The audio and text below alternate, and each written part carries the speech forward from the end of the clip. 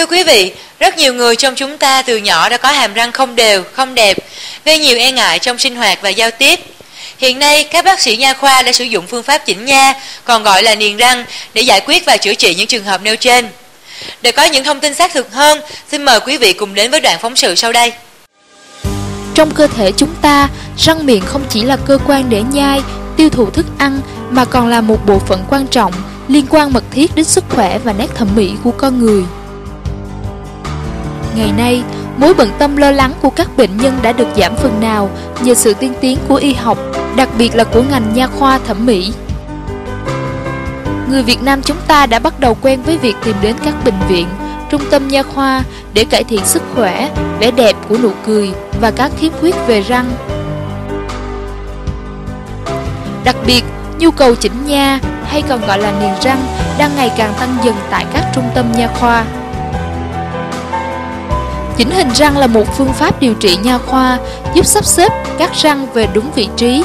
Đây là bộ môn chuyên khoa sâu của bác sĩ răng hàm mặt để chỉnh hình những lệch lạc về răng và hàm mặt, điển hình như răng chen chúc, hô, móm, răng lệch, răng nghiêng vào khoảng trống do mất răng, vân vân.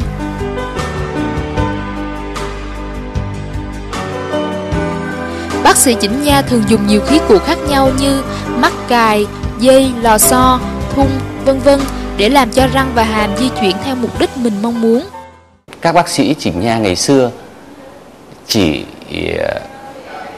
đặt nặng cái vấn đề về cung răng. Đó là cái quan điểm lúc trước của chúng tôi. Thế nhưng mà bây giờ chỉnh nha hiện đại đó là cái cung răng đó nó phải phù hợp với lại cái khuôn mặt. Vậy thì chỉnh nha hiện đại có nghĩa là một cái quan điểm về vấn đề nụ cười phù hợp với cái khuôn mặt.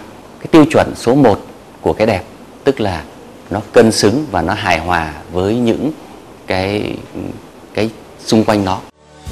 Nhiều chuyên gia trong và ngoài nước khuyên rằng khi trẻ lên 8 tuổi, các phụ huynh nên đưa trẻ đi khám bác sĩ chuyên khoa về chỉnh hình răng mặt.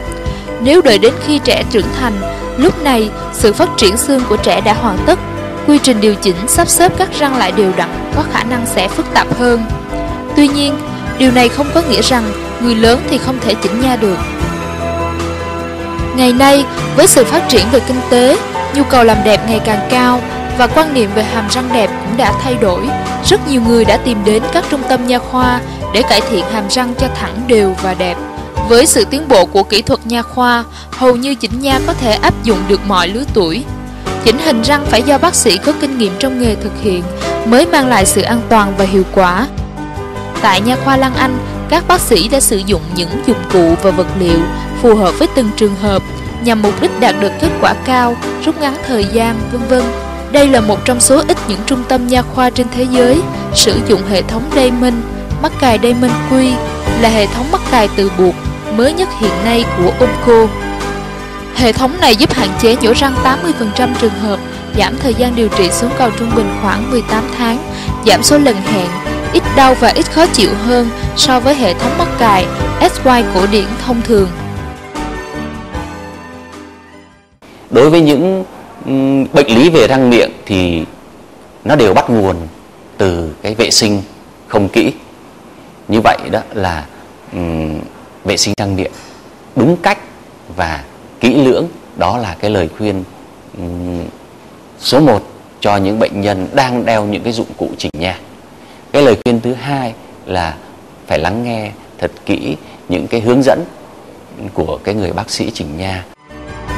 Để có được hàm răng trắng đều đẹp như mong muốn, chúng ta cần tìm hiểu kỹ các kênh thông tin và nhờ đến sự tư vấn của các nha sĩ chuyên khoa có kinh nghiệm trước khi tiến hành chỉnh hình răng. Sự thành công của phương pháp chỉnh nha đã và đang mang lại sự tự tin, những nụ cười tươi vui rạng rỡ cho rất nhiều người từng thiếu tự tin với hàm răng nhiều khiếm khuyết của mình.